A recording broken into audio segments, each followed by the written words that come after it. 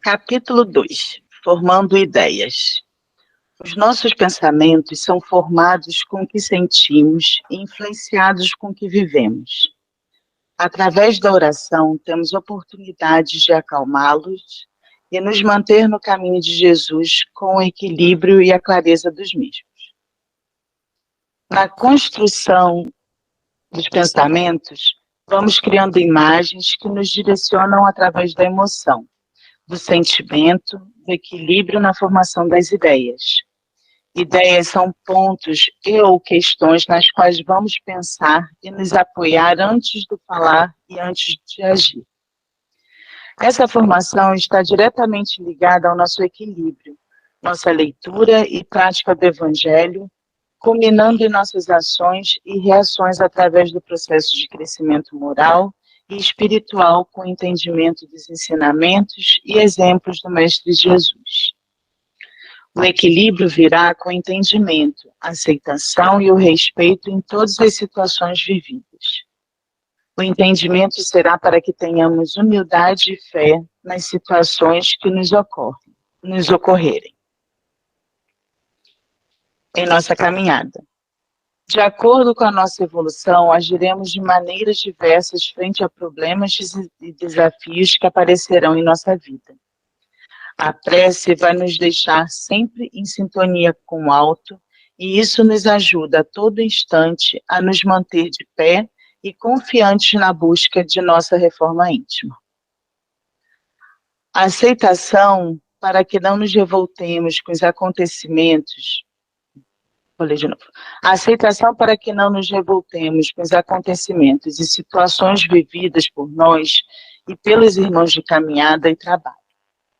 É preciso que a fé, que o acreditar em Deus seja sincero, e assim tenhamos discernimento nas atitudes que vamos tomar e que estas estejam sempre em conformidade com o Evangelho. O respeito deverá estar presente interna e externamente para respeitar nossos atos, pois a mudança interior requer um rompimento com sentimentos e pensamentos enraizados em regiões inferiores, distantes da luz. Não podemos, de forma alguma, entendermos esse respeito próprio como individualismo ou arrogância, e assim, paralelamente, vamos trabalhando o respeito externamente, ou seja, em nosso relacionamento com o próximo e nas situações que nos ocorrerão. Cada ser tem seus desafios e seus problemas. Sua caminhada será conforme sua condição moral, podendo haver pensamentos e atitudes diferentes aos nossos, mas sem julgamento algum. Os pontos e as questões que despertam em nosso pensamento, como o que incomoda, o que precisamos melhorar, pelo que queremos lutar ou colocar no lugar, retirar do nosso íntimo são apontamentos, são ideias brotando em nossa cabeça e em nossa mente. A partir desta informação, desse despertar, começamos a pensar no que e o que fazer com cada item, com cada ideia. A nossa consciência é uma grande aliada nessa construção, nesse processo. Ela nos cobra para que o bem esteja presente em nossas ações. E por mais que fujamos, ela sempre há de nos cobrar e faz com que analisemos nossas atitudes e pensamentos. Com o trabalho na reforma íntima, vamos moldando o nosso interior com as ações através da prece, do estudo do Evangelho e da prática do bem. As ideias vão surgir para a resolução e a vitória frente aos problemas e desafios. Essa sintonia alcançada na prece deverá permanecer por todo o tempo em todas as situações. Devemos ter confiança que Deus se faz presente em todos os lugares, em todo o tempo, e com isso a nossa conexão será eterna. Trabalharemos com equilíbrio e com fé raciocinada em cada ideia que vai surgindo em nosso pensamento para o crescimento interior e para a construção de um mundo melhor. O pensamento é o trabalho realizado para que cada ideia seja colocada em prática. As ideias são pontos luminosos que Deus nos presenteia e que são acionadas ou despertadas sempre que nos perdemos ou quando ele precisa chamar a nossa atenção. O trabalho, o esforço e a disciplina servem para colocarmos em prática nossas ideias através das ações, com a caridade na ponta dos dedos, com o amor cristão em nosso coração e Jesus como modelo e o guia a ser seguido. Cuida das tuas ideias, observa-as sempre. Caso percebas que elas não estejam elevadas, em consonância com o bem, com Deus, ora e direciona o pensamento a Ele, que a conexão e a resposta serão imediatas. Trabalha em favor da humanidade e para o bem ao seu próximo, seu irmão, com ideias, pensamentos e ações para o bem comum, para uma comunidade cristã.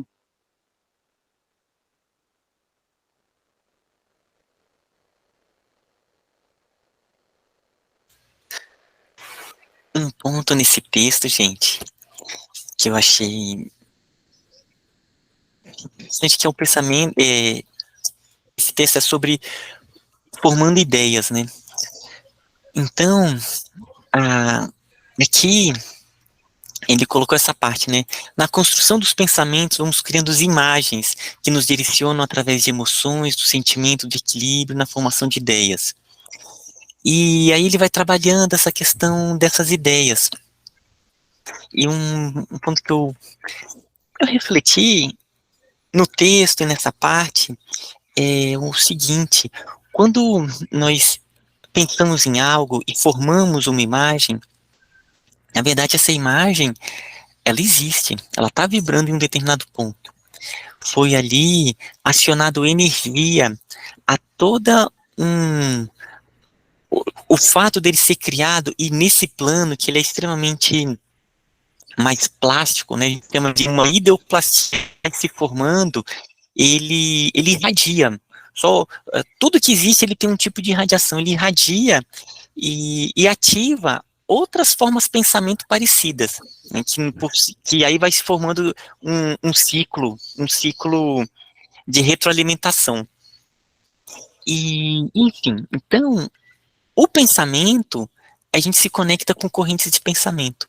Então, todas essas imagens que a gente vai criando, de certa maneira, não só elas existem, como a gente se conecta com determinados espíritos que pensam parecidos, com toda uma comunidade que está ali em sintonia com essas imagens. E dependendo da energia que a gente coloca, da duração, da frequência que a gente vai ativando determinadas imagens, né, às vezes a gente tem determinadas visões e imaginações recorrentes, ou questões da vida que voltam.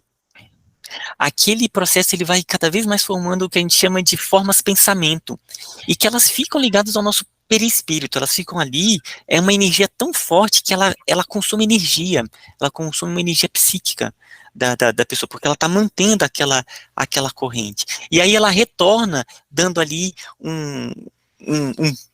um pensamento, né, que você acaba retroalimentando e entra nesses ciclos. Então, o que eu ia colocar aqui, né, que ele coloca no texto, é a gente ter muita atenção, quais são esses pensamentos recorrentes, essas formas de pensamentos que a gente cria, para que elas não entrem em ciclos viciosos, né, e sim ciclos virtuosos. A ideia é que sejam imagens que sempre levem para cima.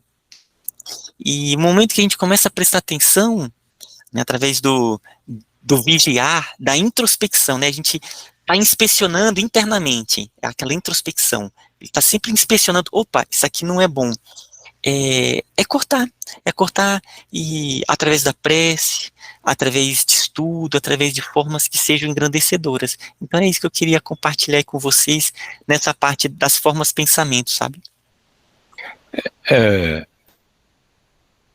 Nesse ponto, basicamente, né, ele fala muito disso, né, dessa construção, ele está começando a falar dessa formação, dessa construção do pensamento. E inclusive, aqui, acho que no final, né, ele fala, né, cadê? Direciona o pensamento a ele, né, a Deus, né, que a conexão e a resposta serão imediatas, né, que é exatamente o que você falou, né, a gente tentar manter as formas de pensamento equilibradas, harmonizadas, Mas aí ele coloca um outro ingrediente nessa história, que é mais acima, quando ele fala da aceitação. Cadê? Aqui. A aceitação para que não nos revoltemos com os acontecimentos e situações vividas por nós e pelos irmãos de caminhada e trabalho. É preciso ter fé. Então ele coloca, acho que esse é o ponto mais importante para a gente tentar desenvolver isso que o Ismael estava falando. É a gente aceitar que algumas coisas acontecem e a gente realmente acreditar que a gente está indo no caminho que tem que ir. Porque é essa nossa tendência a não aceitar determinadas coisas que nos acontecem no dia a dia, que facilitam justamente, que isso que o Ismael estava falando, de tentar prevalecer as boas formas de pensamentos, fique mais dificultoso para a gente. Porque a gente não aceita muita coisa que acontece com a gente por incompreensão, por ignorância, por seja lá por que for, qual adjetivo que queira se dar. Então, a gente tem essa dificuldade. Então, esse trabalho, eu acho que parte principalmente da nossa tentativa de compreender, aceitar aquilo que nos cerca, do que nos atinge, e ter uma confiança absoluta. Porque mesmo buscando esse equilíbrio com a oração, se na hora que a coisa desanda, você reclama, você não aceita, você perde aquela fé, aquela esperança, aquela convicção, não funciona como deveria estar funcionando. Diga aí, Jay. Só queria pegar isso que você está falando da fé. Ele frisa bem a fé raciocinada. É só isso que eu queria falar.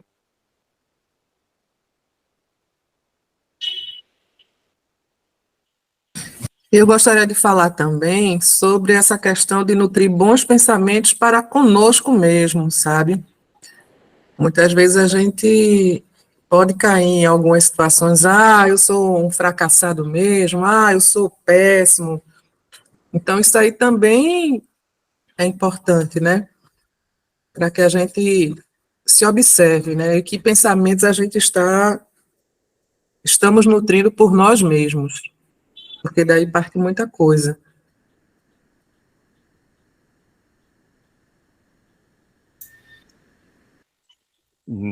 E, gente, nessa parte da forma pensamento, eu vou contar um caso de uma mulher chamada Alexandra David Mill. Essa mulher, ela é do século, né, de 1800 para 1900, né, do século XIX para o século XX. E ela é uma pessoa fantástica, uma francesa, e ela foi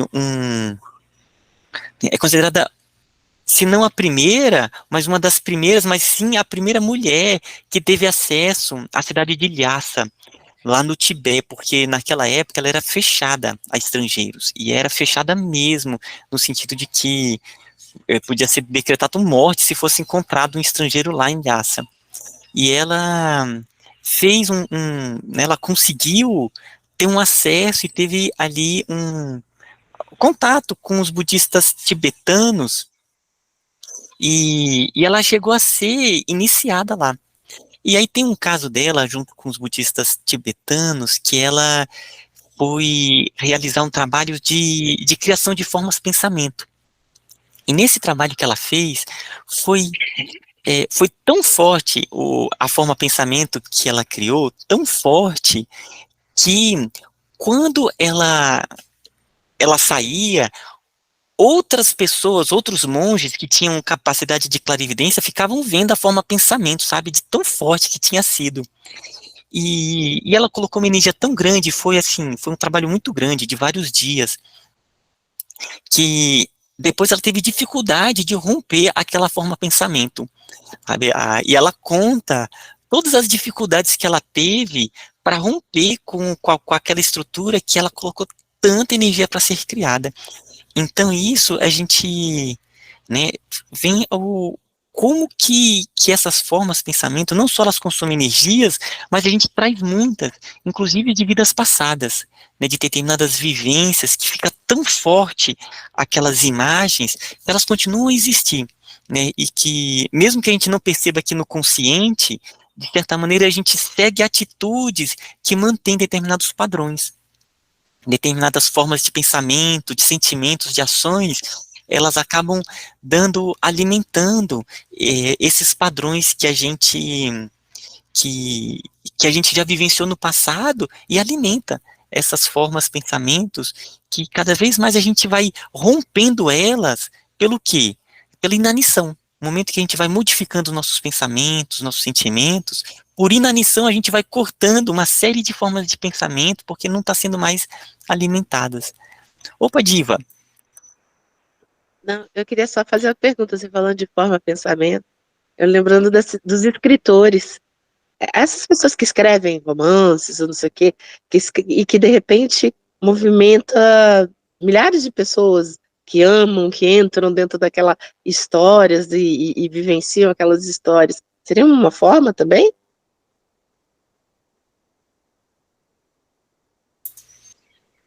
Opa, eu vou só colocar essa questão que a Diva colocou. Quando o escritor ele está escrevendo, muitas vezes já tem essa forma de pensamento, que ele vai colocando toda aquela história, e o que acontece, à medida que as pessoas vão lendo, elas vão fortalecendo aquela corrente de pensamento, e forma uma corrente de pensamento mesmo, né? Então tem livros, por exemplo, tem um livro do Chico que se chama Renúncia, ou o próprio Paulo Estevam, que são dois livros que as pessoas leem e vão e vão criando aquelas imagens, tem uma verdadeira corrente de pensamento. E foi tão interessante que o Renúncia, quando eu li, durante meses aquela história ainda continuava repercutindo, tá? Tinha vezes que caía fichas da profundidade daquela história. Uma corrente de pensamento que foi formada, que vai reverberando em pessoas, as pessoas vão lendo e elas vão entrando em sintonia. E o Pietro Baldi tem um livro que ele fala que ele chama de noures, que são essas correntes de pensamento, e que ele diz que no futuro, à medida que o ser humano for desenvolvendo essa capacidade de sensibilidade, eles vão entrar em sintonia com essas correntes de pensamento e já vão assimilar essas informações, vai ser uma outra forma de assimilar informações. E então, assim, existem seres que eles não precisavam estudar. E não é porque eles queriam ser ignorantes, não, porque eles já tinham uma tal capacidade de sintonia que eles já entram em sintonia com as correntes de pensamento. Então eles obtêm informações não por leitura, não por estudos da racionalidade, mas já por uma profunda sensibilidade e já absorve essas informações, sabe?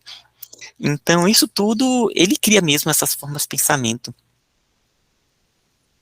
E é mais ou menos o que mais ou menos a gente faz aqui, né? Que começa com uma ideia que os outros vão retribuindo, a mesma coisa do livro, né?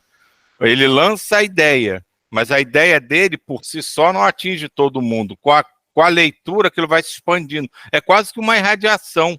Uma leitura dessa é praticamente uma irradiação, como a gente faz aqui. Várias pessoas vão lendo e à medida que elas vão lendo, elas vão pensando naquilo, vão trabalhando aquilo e vão irradiando aquilo, e a coisa vai se expandindo. Então, o teu exemplo foi assim maravilhoso, Diva, porque um escritor intuído, ele começa um processo de uma irradiação imensa. Um grande escritor, quantas pessoas leem o livro dele, pensam na história, trabalham os pensamentos dentro daquelas ideias que ele criou. E cada vez que a gente pensa em alguma coisa, a gente joga para o universo. O Djaí? Eu só queria, essa forma de pensamento, me fugiu o livro que eu já li, mas achei muito interessante, que acompanhou gerações. Em que sentido? Era um cavaleiro feudal que tinha um amor profundo por uma filha. Como ele era aquele cavaleiro feudal, tinha aquela fé profunda no Cristo, ele fazia muitas orações para a proteção da filha dele. E essa proteção durou por gerações dela. É só isso para você ver. Dessa forma, o pensamento não é fácil de ser destruída e ela pode durar muito tempo. É isso só que eu queria acrescentar.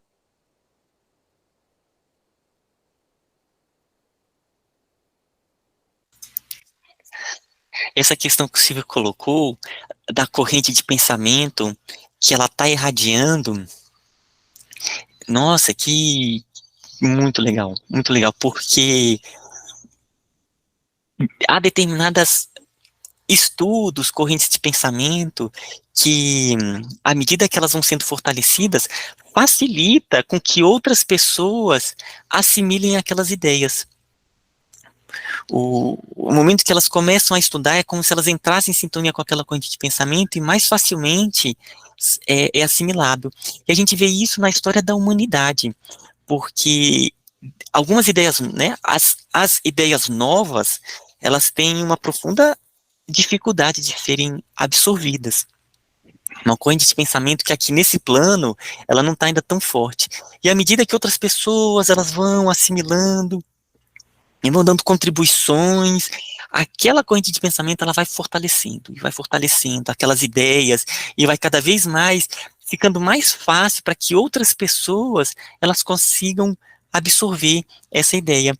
E aí, me veio a ideia de um cientista inglês, que, nossa, me fugiu o nome dele, daqui a pouco eu me lembro, que ele apresentou a ideia do que se chama dos campos mórficos. E o que acontece? O que são esses campos mórficos? Eles percebeu que em determinadas espécies, algumas ideias que eram assimiladas facilitavam a assimilação na espécie. E ele conta um caso que foi um estudo antropológico que em duas ilhas tinha espécies que eram uma espécie de macaco que praticamente só tinha naquela ilha. E o que acontece? Eles perceberam que um dos macacos lá, ele pegou um coco e começou a mexer no coco, começou a bater e conseguiu abrir e comer o coco. E aí, aos poucos, outros começaram a fazer isso, a fim de obter alimento. E aí depois eles perceberam que na outra ilha, outros começaram a fazer isso também, sabe? Como se a espécie estivesse conectada por um aprendizado. Então, um aprendizado que um começa a fazer, o outro vai fortalecendo, facilita o aprendizado de outras, né, de outros seres.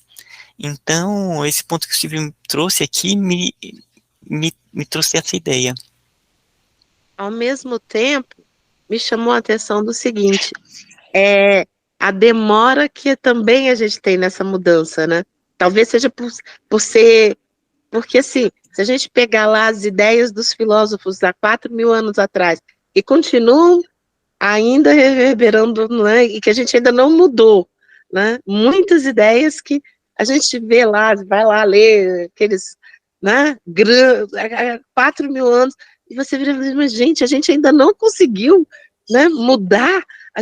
Eu falo isso porque eu estava dando uma aula para os meus alunos, né, de idosos e tudo, e a gente falando de ética, e eles reclamando, pessoal mais velho, e eu falando assim, como o homem também tem essa dificuldade, mesmo que a ideia esteja lá 4.000 anos atrás, ainda ela não está, embora eu acho que tenha melhorado, né? A gente melhorou bastante. Tudo bem, a gente ainda está caminhando, mas é uma coisa muito difícil essa mudança real de ideia, né? Qualquer mudança de paradigma é muito difícil, né? O Ismael já tinha falado isso no início, eu lembrei que ele fala aqui do texto da aceitação.